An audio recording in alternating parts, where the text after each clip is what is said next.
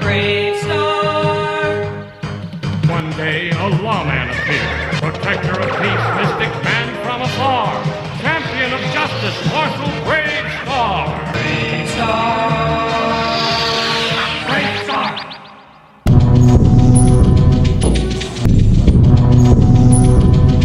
Coming up on Crossfire Collectibles, the Marshal from Bravestarr. Stick around.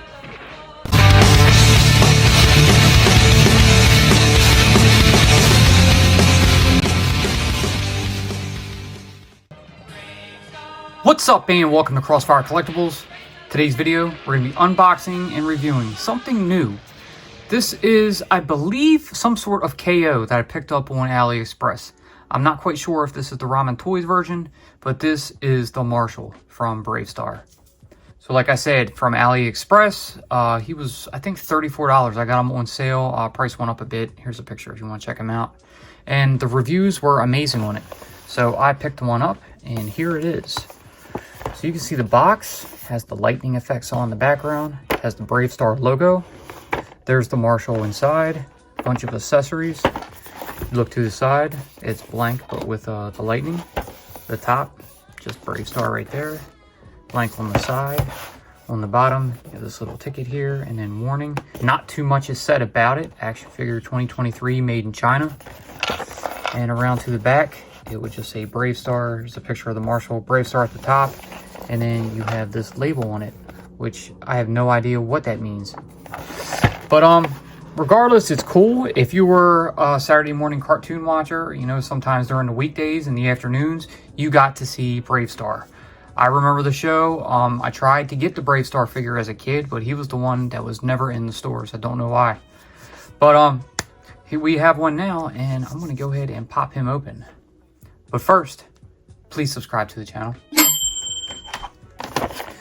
So I thought it'd be cool to add something, you know, new to the collection. We don't have anything by Bravestarr at all.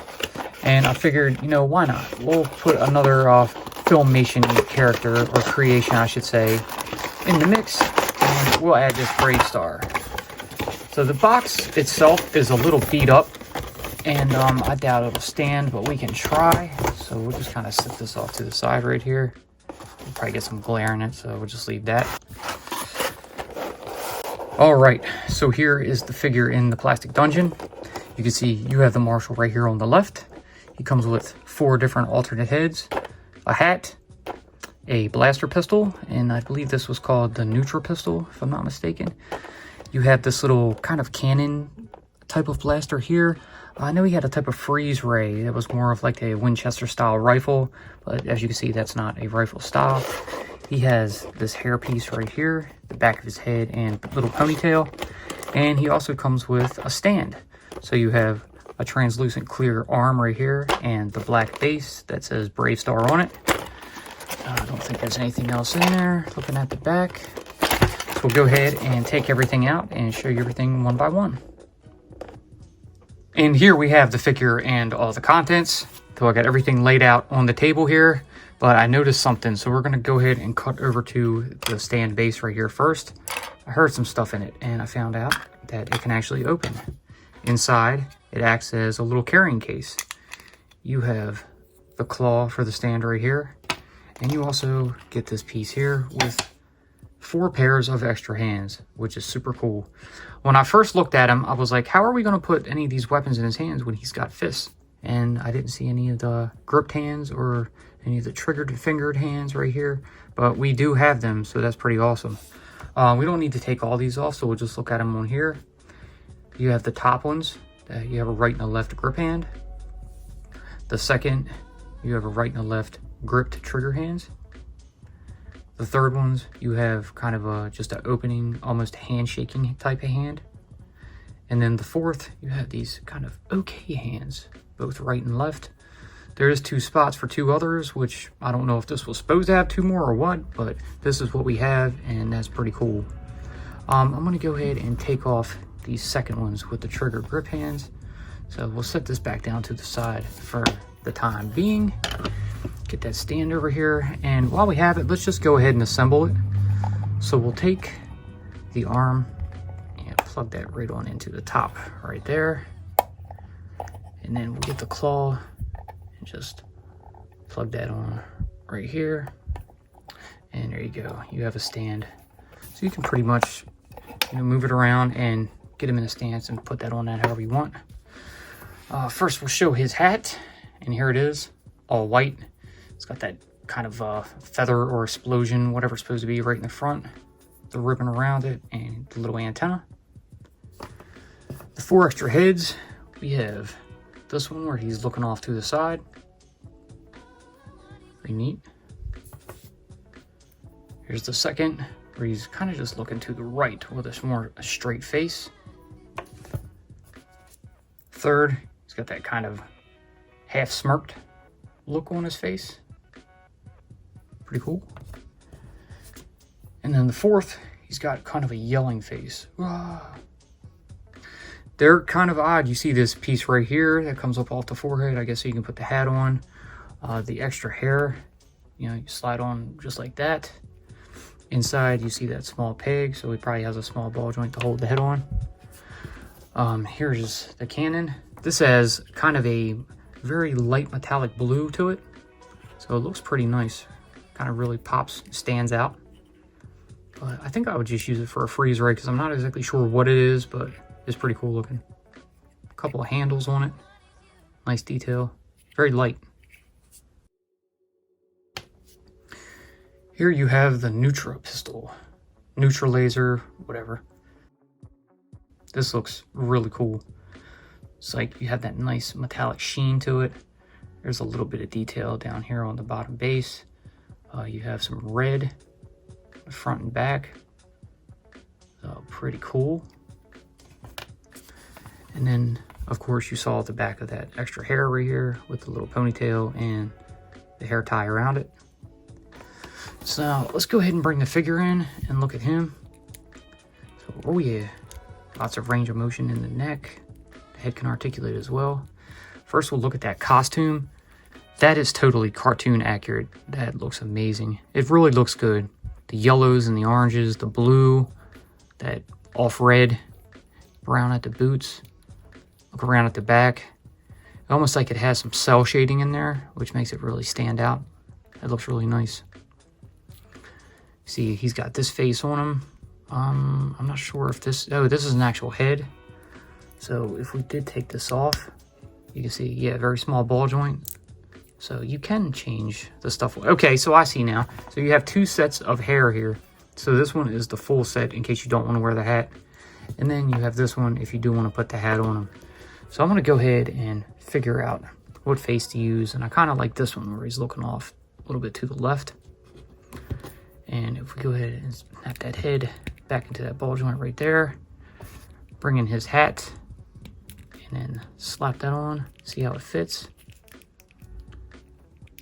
It's a little tricky, a little tight. Doesn't seem like it wants to go on too well. We'll figure it out. Alright, so for now, we'll go ahead and put the regular head back on without the hat. So we'll check out the head articulation. So we can turn side to side. It can go forward and backward. And it can spin a full 360, which is very nice. Come over to the arms, up here at the shoulders. Not quite butterfly joints, but they are on that peg that will allow them to almost act like butterfly joints. They can rotate a full 360. They can't really come out too far, it looks like. With the pop right out, that ball joint comes right on out. You have bicep rotation, double jointed elbows. And down at the hand, you have that ball joint, which will allow the hand to rotate a full 360. And it can move down and up and back and forth and all that kind of good stuff. So I'm going to go ahead and, while we're at the hands, take that off and give him one of these triggered grip hands. So we have that kind of ready. Now, I'm going to debate if I'm going to use the other one for that so he can hold his other gun, or maybe just give him, something like that OK or something like that. I don't know yet. But anyway, come down to the torso. Check out the mid-torso rotation. So that's all over the place. Excuse the fucking dog outside that won't shut up. He's been doing it all day, but I have to get this done. And then down at the waist, it's got swivel. You can look at a full back ab crunch that far. and that brings that far forward. The hair is a bit loose. It doesn't like to stay on too well. If you touch it the wrong way, it's going to pop right off, it seems. That's what I've noticed so far with the figure. Now down at the legs, looks like another ball joint in there, but they can come out that far, back that far, and to the side about that far. You don't really have much room there at all to move it. He's got double jointed knees, and down at the ankle, there's probably another ball joint or peg in there. You can move up that far, down that far, a little bit of side to side rocking, and he has a hinge in his toe. So pretty cool. Looking at him, the figure stands at probably a little over 13 centimeters, so just over 5 inches.